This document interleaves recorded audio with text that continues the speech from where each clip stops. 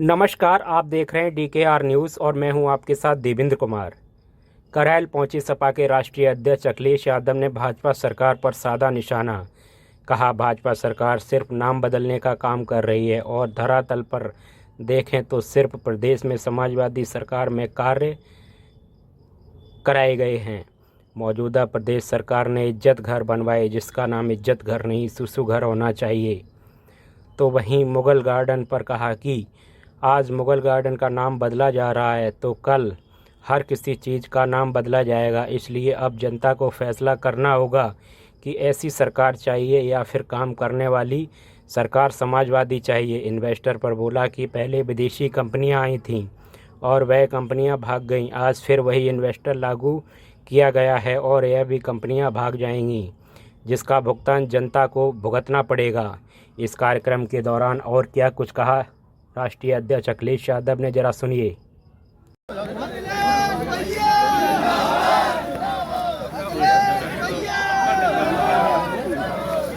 मैं अपने सभी पत्रकार साथियों से ये कहना चाहूंगा कि ये समय देश के लिए और अर्थव्यवस्था के लिए बहुत नाजुक है। मुझे याद है कि जिस समय बिजली विभाग के सरकारी कर्मचारियों का प्रोविडेंट फंड एक प्राइवेट कंपनी में इन्वेस्ट कर दिया गया था और वो प्राइवेट कंपनी जब डूब गई तो उत्तर प्रदेश सरकार का पैसा डूब गया था और उसमें आरोप लगा करके बड़े बड़े अधिकारियों को जेल भेज दिया गया था। ईडी और तमाम तरह की जांचें हुई थी उस पैसे से जिन जिन का संबंध था। आज एसबीआई का, जो हमारी सबसे प्रतिष्ठित संस्थान है, बैंकिंग में भारत की सबसे प्रतिष्ठा वाली जगह है एसबीआई, और फिर दूसरी प्रतिष्ठित जिसमें आम आदमी ने अपना पैसा लगाया LIC। अगर 70,000 करोड़ से ज्यादा 55,000 करोड़ रुपया इन्वेस्ट कर दिया जाएगा प्राइवेट, और वो भी एक जानबूझ करके लाभ पहुंचाने के लिए, एक उद्योगपति के लिए, और अगर वो उद्योगपति डूबा तो क्या एसबीआई के बड़े अधिकारी, LIC के चेयरमैन जेल जाएंगे कि नहीं जाएंगे? उत्तर प्रदेश में भारतीय जनता पार्टी की सरकार ने जिन लोगों ने प्रोविडेंट फंड को DHFL में इन्वेस्ट कर दिया था, DHFL गिरने की वजह से, डूबने की वजह से वो पैसा डूबा था, उस समय अधिकारियों पर आरोप लगा करके जेल भेजा। कई साल उन्हें जेल रहना पड़ा। ये तो 1200 करोड़ का मामला था, ये तो 1 लाख करोड़ से ज्यादा का मामला है। अरे कितनी हेराफेरी करोगे बीजेपी वालों, इतनी हेराफेरी कि कहां तुम दुनिया में भारत को दिखाने के लिए, हमारे गरीब लोगों को दिखाने के लिए कि वो उद्योगपति नंबर 2 पर, और देखो कैसे नंबर 2 से किस नंबर पे पहुंच गए। और सच्चाई ये है कि पता नहीं किस नंबर पे पहुंच जाएंगे। तो ये देश का नुकसान हो रहा है। क्या सरकार कार्रवाई करेगी कि नहीं करेगी? अध्यक्ष जी, आज मुगल गार्डन का नाम बदल कर अमृत उद्यान कर दिया गया। ये बीजेपी के लोग हैं, किसी का भी नाम। मैंने तो एक बार प्रधानमंत्री जी को ये सुना कि जर्मनी और भारत का कुछ एक है, तो मैं क्या मानूं भूगोल? तो भूगोल तो बदलता नहीं ना कभी। आप उठाइए वो प्रधानमंत्री जी का, प्रधानमंत्री जी ने जर्मनी में जाके कुछ कहा था कि भारत और जर्मनी के लोगों का जीन्स एक है, DNA एक है। कोई गलत बात नहीं कहूंगा मैं, मुझे याद नहीं है, लेकिन क्योंकि बात निकली है तो मैं कह रहा हूँ। तो ज्योग्राफी तो बदलनी नहीं चाहिए ना, तो कहाँ जर्मनी कहाँ भारत?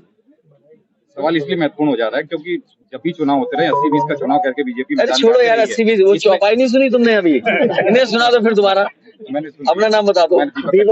कठेरिया? अरे भाई शूद्र, आपको नमस्कार। कोई दिक्कत नहीं है, जो चीज है परिचय बताने में कोई समस्या तो हम भी तो शूद्र हैं, तुम्हारे साथ हैं, हम कहीं अलग नहीं है तुमसे। मैं उसकी बात नहीं कर रहा। क्यों नहीं कर रहे बात उसकी? मैं अपने आप को मान रहा हूँ। शूद्र मान रहे हो नहीं मान रही हो? कोई दिक्कत नहीं, जो बीजेपी बना, मैं भी तो मान रहा हूँ, और मैं अपने आप को किसी ब्राह्मण से कम नहीं समझता, बस ये जानता हूँ। बहुत बधाई हो आपको, बहुत बधाई। अच्छा, 9 राज्यों के आजम खान के अधिकार छीन लिए। ये कौन नई चीज बता रहे हो यार? आजम साहब पे सब झूठे मुकदमे हैं।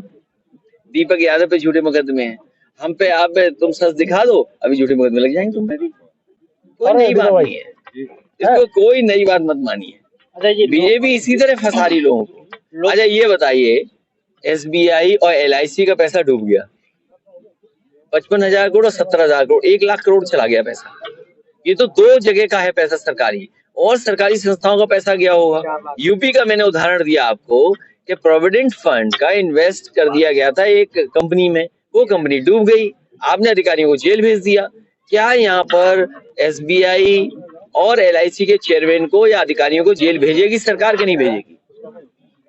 अध्यक्ष जी, जो पैसा अभी डूबा है, पहली बार इससे देखा क्या जा रहा है देश कि में महंगाई भी बढ़ समाजवादी सकती है, प्रदेश में महंगाई बढ़ देखिए ये मैं इतना बड़ा अर्थशास्त्री नहीं हूँ, लेकिन मैंने पैसा डूबते हुए देख लिया, जो नंबर 2 पे था कहाँ पहुंच गया। अगर सच्चाई पूरी आ जाएगी और नीचे चला जाएगा। अच्छा जी, निकाय पहली चुनाव बार के समाजवादी पार्टी में 3 महासचिव बनाए गए। नहीं सचिव, हमारा जो कॉन्स्टिट्यूशन है उसके हिसाब से अभी हम बढ़ाएंगे, और पार्टी का जो हमारा संविधान है उसमें एक प्रमुख महासचिव है और महासचिव है, तो अभी और महासचिव बढ़ाएंगे जिससे ज्यादा से ज्यादा नेताओं को साथ रख सकें। अच्छा जी, लोकसभा चुनाव से पहले निकाय चुनाव आ रहे हैं, उस पर क्या तैयारी है? किस तरह निकाय जो है? चुनाव अभी क्योंकि उसमें कोर्ट और जनगणना का इशू है, मुझे उम्मीद है कि आरक्षण सही तरीके से सरकार करेगी। नहीं, निकाय चुनाव की घोषित होने के बाद हाई कोर्ट का फैसला आया, उसके बाद सरकार सुप्रीम कोर्ट चली गई है। अभी उसमें लेकिन आने दो, क्या 2 साल में आपने जमीन पे क्या उतारा है। पहले इन्वेस्टमेंट मीट हुई, यही उद्योगपति आए थे जो अब आएंगे, जो उद्योगपति पहले आए थे वो फिर आने जा रहे हैं। तो जो MOU पहले किए थे वो फर्जी थे क्या? बीजेपी वाले तो केवल एक काम करते हैं, मुझे अच्छी खुशी की बात है, यहाँ तो वो कपड़े कोई नहीं पहने, अगर बीजेपी को दिख जाए कोई सूट पहने टाई लगाए उसी से MOU करा लेते हैं। मुझे खुशी है यहाँ पर कोई MOU वाला नहीं बैठा। विदेश गए MOU कराने, MOU हो गए विदेश से, फिर देश के बड़े बड़े शहरों में गए, वहां MOU हो गए। मैनपुरी में नहीं आए MOU कराने, कन्नौज में तो कराया है, बता रहे 6,000 करोड़। मतलब कन्नौज के लोग इत्र चाहते हैं। कन्नौज के शहर में, हालांकि वो बात कन्नौज में कहूंगा तो ज्यादा असर रखेगी, एक काऊ मिल्क प्लांट बनाया था मैंने, जिससे गाय के दूध के ही उत्पादन मिले, उसी का प्रोड्यूस मिले लोगों को। और बताओ ये बियर फैक्ट्री लगा रहे हैं, हम गाय का दूध पिलाना चाहते हैं, ये बियर पिलाना चाहते हैं। ये है बीजेपी वाले लोग, इस पे सवाल नहीं पूछोगे आप। काऊ मिल्क प्लांट बंद हो गया, बियर का प्लांट लगा रहे हैं। मतलब बियर पीनी है कि गाय का दूध पीना है, आप बताओ। अजय जी, विपक्ष के रूप में सबसे ज्यादा ताकत तो आप लोगों को दी है, तो इसी वजह से तो आपका पहले सवाल कि अब सब कुछ आपके हाथों में सौंप दिया गया है। सेकंड, देखिए समाजवादी पार्टी लगातार अपनी बात रख रही है और समाजवादी पार्टी के पास ये काम बताने को, दिखाने को है। बीजेपी वाले बताए क्या काम किया उन्होंने, बताओ। सांड तक तो हटा नहीं पा रहे, आज भी लोग मर रहे हैं। अगर आज अखबार उठाओगे तो क्यों नहीं कोई सांड से मरा होगा आज भी। तो देश के प्रधानमंत्री ने सांड हटाने के लिए कहा, सांड नहीं हटा पा रही है लोग। लोकसभा 2024 का समय भी नजदीक आ रहा है। देखिए 2024 गठबंधन के साथ आप लड़ेंगे या अकेले दम पर पूरे उत्तर प्रदेश में आप? देखिए समाजवादी पार्टी अपनी पूरी ताकत से चुनाव लड़ने जा रही है गठबंधन के साथ। जो हमारे साथ पहले से गठबंधन में है दल, उनको साथ लेकर के। वहीं कांग्रेस कह रही है कि हमारे बिना गठबंधन की पूरी कल्पना की नहीं जा सकती। तो कांग्रेस कहती रहे, उसे क्या कहने में कौन बुराई है। हम कुछ भी कहें, आप चलाओगे नहीं चलाओगे आपकी मर्जी। अच्छा जी, बागेश्वर धाम वाले शास्त्री धीरेन शास्त्री पर अवैध टिप्पणी हो रही है। मैं तो आपसे कहूंगा उनका देखना मत ना पड़ा। मैं तो आपसे कहूंगा भाई, मेरा तो यही निवेदन है, अगर ठीक ठाक रहना है तो देखो वाको नहीं हो सकता। अरे कहाँ दुनिया पहुंच गई, सोचो कहाँ दुनिया जा रही है। एक्सप्रेस वे बन रहे हैं, लोग आना जाना कितना आसान हो गया, जिंदगी आसान हो गई। कहाँ तुम उन चैनों के चक्कर में पड़े हो यार। एक जो स्वानी शाह और बन के आई है, हिंदू शब्द धार्मिक शब्द नहीं, भौगोलिक शब्द है। इसको लेके आपको कौन? केरल के राज्यपाल आरिफ मोहम्मद ने देखिए दोबारा दोहराया। सिंह, तो ये तो शूद्र नहीं है ना। अगर शूद्र हो क्या तुम, कह दो तुम शूद्र हो, कह दो तुम शूद्र हो, तुम जाओ। तुम हम चैलेंज करते हैं इस बात के लिए। इसीलिए ना समझ मत दो आज के जमाने में, अजय जी, धोखा मत दो। एक नौकरी के लिए तुम समाज में इस तरह की चीजें मत उठाओ। एक नौकरी के लिए कुछ वेतन मिल गया है, जिंदगी चल रही है बस। अजय जी, मैं यही सवाल तुम्हारे मुख्यमंत्री से पूछने जा रहा हूँ, और तुम्हें अगर नहीं बुरा लग रहा है, मुझे बुरा लगता है। अगर तुम जैसे चैनल को नहीं बुरा लगता है तो मैं उसके लिए कुछ नहीं कर सकता, क्योंकि फिर वो चैनल बिका हुआ है। अध्यक्ष जी, एक तरफ तो नेताजी को सम्मान, दूसरी तरफ आपकी सुरक्षा घटा ली जाती, तीसरी ओर सुप्रीम कोर्ट के रास्ते से घेरा जाता है। क्या मंशा है इनकी? देखिए, कोई मंशा नहीं है, बीजेपी हार रही है।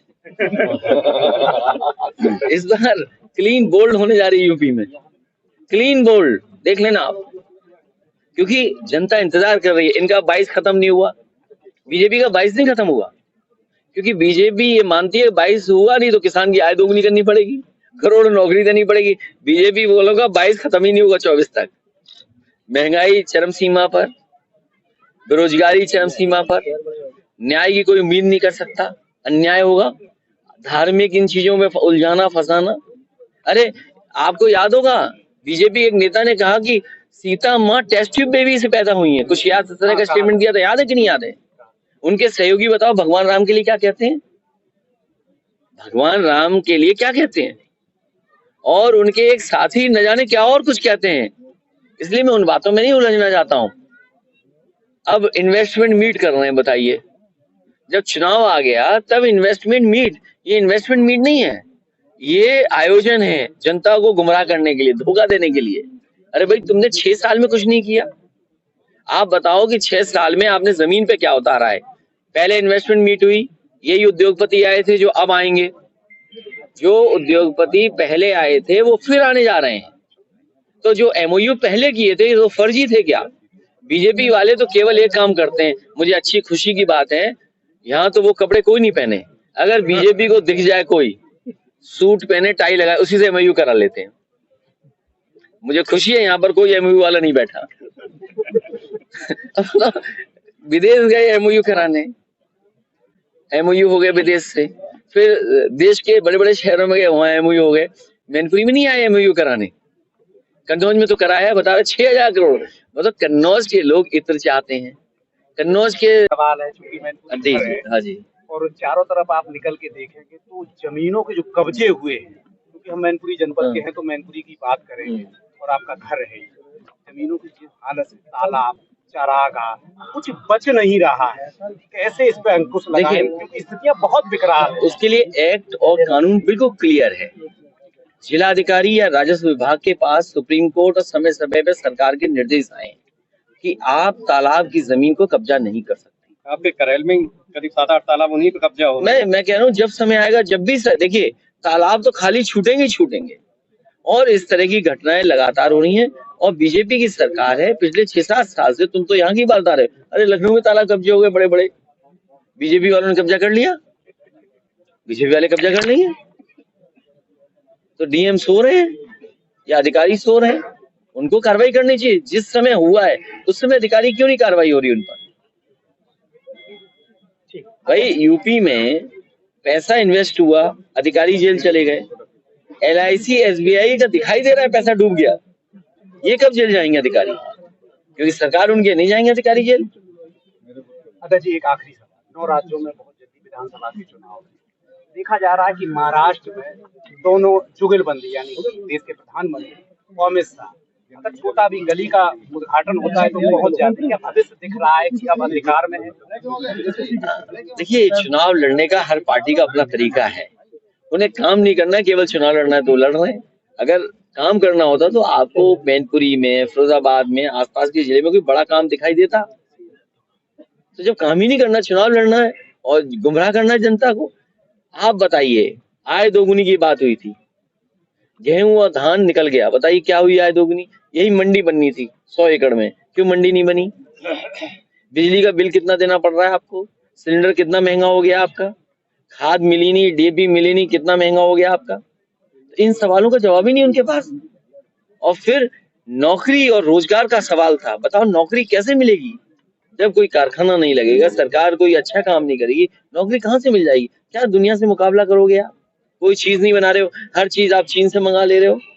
आप सपना दिखा रहे हो जाने किस बात को लेकर के। ये जितने मोबाइल है सब असेंबल्ड है, ये भी वो चाइनीज है, ये चाइनीज होगा, ये भी चाइनीज होगा, सब चाइनीज खड़े हम पे मोबाइल वगैरह। चाइना से हम दूर रहेंगे, कारोबार नहीं करेंगे। याद है समय कि नहीं याद है? अभी अखबार में निकला है, चीन ने कितने पॉइंट कब्जा कर लिया हमारे। आप सवाल ही नहीं पूछ सकते उस पर, कोई जवाब ही नहीं आएगा सरकार का। बजट के लिए हलवा बट गया है, 1 तारीख को बजट आने वाला है। क्या है, लेकिन महंगाई क्या कम हो जाएगी? नौकरी थोड़ी। कहावत है कि छोटे मियाँ तो छोटे मियाँ, बड़े मियाँ सुभान अल्लाह। तो अरे भाई, ये तो पहली बार देखने को मिल रहा है कि उत्तर प्रदेश के मुख्यमंत्री जो काम कर रहे हैं वही दिल्ली की सरकार काम कर रही है। नाम बदलना, आप दूसरों का काम अपना बना लेना। आप तो मैनपुरी इटावा और घर के लोग हैं। आप ये एक्सप्रेसवे आप एक कोने से दूसरे कोने देख लीजिए, कहीं समाजवादी पार्टी नेताजी का नाम नहीं है, लेकिन जहां आप सुसु करने उतरोगे बीजेपी ने वहां नाम लिख लिया अपना। जिस स्टेडियम में आज मैच खेला जा रहा है, आज इंडिया और न्यूजीलैंड का जिस स्टेडियम में मैच हो रहा है, ये समाजवादियों की देन है। बीजेपी ने नाम बदल दिया उसका। इसी तरह हम शिकायत नहीं करते किसी बात को लेकर के। लोक भवन, हम तो ये कहते रहे कि अटल बिहारी वाजपेयी जी के कुछ काम करना है, उनको सम्मान देना है, तो बटेश्वर में कुछ बड़ा यूनिवर्सिटी बना दो, कॉलेज बना दो, कुछ काम कर दो। लेकिन अटल जी के नाम से वहां नहीं किया। समाजवादी सरकार में और नेताजी ने जिस लोक भवन का उद्घाटन किया उसमें प्रतिमा लगा दी अटल बिहारी वाजपेयी जी की। हमें कोई शिकायत नहीं है। कैंसर इंस्टीट्यूट में बजट नहीं दिया इन्होंने। कैंसर इंस्टीट्यूट पूरे उत्तर प्रदेश के लोगों का, गरीबों का इलाज हो जाता कैंसर का। आप खुद पता करिए, जानकारी करिए, हर गांव में कहीं ना कहीं कोई बीमार है या कैंसर से परेशान है, महंगा इलाज नहीं करा पा रहा है। नेताजी ने और समाजवादी लोगों ने, हम लोगों ने मिलकर के कैंसर इंस्टीट्यूट बनाया। बजट नहीं दे रहे हैं, वहां एक प्रतिमा लगा दी, अपना नाम छाप दिया। तो ये छोटी सरकार तो छोटी सरकार, बड़ी सरकार सुभान अल्लाह। बीबीसी के डॉक्यूमेंट्री पर विवाद चल रहा है। देखिए, हालांकि बीबीसी की क्रेडिबिलिटी बहुत है, लेकिन सवाल ये है कि चुनाव से पहले ऐसी डॉक्यूमेंट्री आना सवाल खड़ा करती है। हमें कोई शिकायत नहीं है बीबीसी की क्रेडिबिलिटी पर। ये डॉक्यूमेंट्री पहले भी तो आ सकती थी, 1 साल पहले, 2 साल पहले, लेकिन 24 का चुनाव आने से पहले ये डॉक्यूमेंट्री क्यों आई है?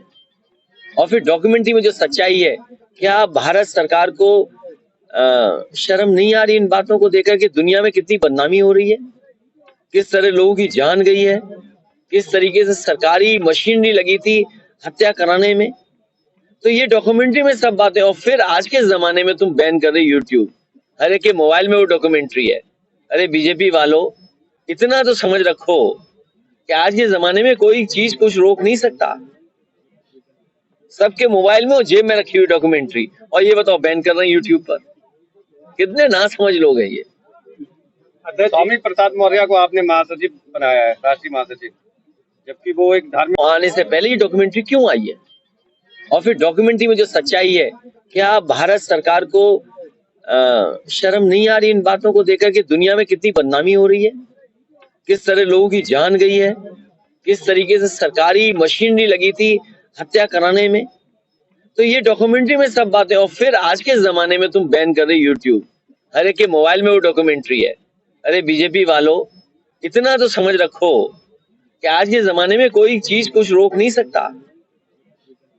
सबके मोबाइल में और जेब में रखी हुई डॉक्यूमेंट्री, और ये बताओ बैन कर रहे हैं यूट्यूब पर। कितने ना समझ लोग हैं ये। स्वामी प्रसाद मौर्य को आपने महासचिव बनाया है, राष्ट्रीय महासचिव, जबकि वो एक धार्मिक ग्रंथ के खिलाफ नरकल बयानबाजी कर रही है। देखिए, मैं आपसे कह रहा हूँ, धार्मिक ग्रंथ के खिलाफ कोई नहीं है, ना मैं खिलाफ हूं। भगवान श्री राम के खिलाफ कोई नहीं है, रामचरितमानस के खिलाफ कोई नहीं है। हमसे बोलो रामचरितमानस के खिलाफ नहीं है। लेकिन मेरे पत्रकार साथी, मैंने अपना स्टेटमेंट दिया, कहा है कि मुख्यमंत्री अगर योगी न होते, धार्मिक स्थान से वहां आए होते, तो शायद वो सवाल मैं न पूछता उनसे। लेकिन क्योंकि वो योगी भी हैं और धार्मिक स्थान से उठ करके सदन में आए हैं, वो बात मैं आपसे नहीं पूछूंगा। मैं ये कहूंगा कि वो चौपाई एक बार हमें पढ़ के सुना दो। क्या आप पढ़ के सुना सकते हो? मुझे बताओ। और फिर मैं मुख्यमंत्री जी से पूछने जा रहा हूं कि मैं शूद्र हूं कि नहीं हूं। कल मैं मंदिर में दर्शन करने जा रहा था, क्या बीजेपी और आरएसएस के लोगों ने वहां गुंडागर्दी नहीं की? अरे हमें पता होता कि 4, 5, 6, 10 गुंडे आए होंगे, तो हम भी अपनी तैयारी से जाते कार्यकर्ताओं के साथ। बताओ, 5, 6 गुंडे भेज दिए। और ये जब काला झंडा समाजवादी लोग दिखाते हैं तो 1-1 साल जेल भेजते हैं उन लोगों को, कार्यकर्ताओं को।